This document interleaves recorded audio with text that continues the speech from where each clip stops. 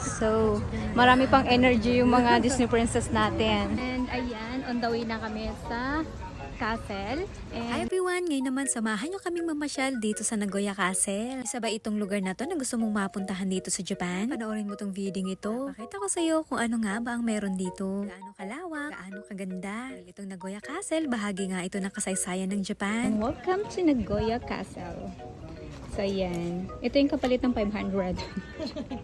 Mga oras na yan, nakapasok na nga kami sa entrance. Ito na nga yung Nagoya Castle. Kung mapapansin nyo, napakataas nga niya. Yun naman yung pundasyon niya, tsaka yung bato talaga nakasalansan ng maayos. Form talaga silang lahat. At sa castle na to, kapag nakita nyo siya, unang nyo mapapansin yung nasa tuktok niya. Kulay gold, kaya kapag napunta kayo dito, pansinin nyo ha. Talagang mapapaisip ka, ano nga bang ibig sabihin nun? Lala ko tuloy yung sinabi ng kasama ko nung pumunta kami dyan. Sabi niya siguro mahal yung nasa taas. Kasi kumikinang talagang para siyang ginto talaga. Hugis isda nga siya ng kulay gold. Pala yung tinatawag na golden sa Chihoko. Ibig sabihin niya, half tiger, half fish. Para sa mga Japanese, alam nyo ba kung ano ibig sabihin yan? Golden sa Chihoko na yan, siya daw yung nagtataboy ng bad spirit. At pati sa mga fire, isa din siya nagpoprotekta. At para daw mapayapa ang pamumuhay dito sa Japan. Diba? Kaya hindi rin maipagkakaila na talagang dinadayo din to kahit mga foreigner. Bumibiyahe talaga dito sa Japan para bisitahin itong Nagoya Castle. Ito na nga, talagang malapit na nga kami dito. Ito na yung Nagoya Castle. Kung mapapansin nyo ay mukhang matagal na nga itong naitayo. Mukhang marami na rin pinagdaanan to. Diba? Ang Nagoya Castle ay partially destroyed in 1945 during the Pacific War. Ilang dekada na nakakalipas pero wag ka, buhay na buhay pa rin talaga to. Pero parang hindi yata pwedeng pasukin yung loob nito. Kaya dito lang kami sa labas. Dumating nga kami dito, mga bandang alauna yata at grabe trick yung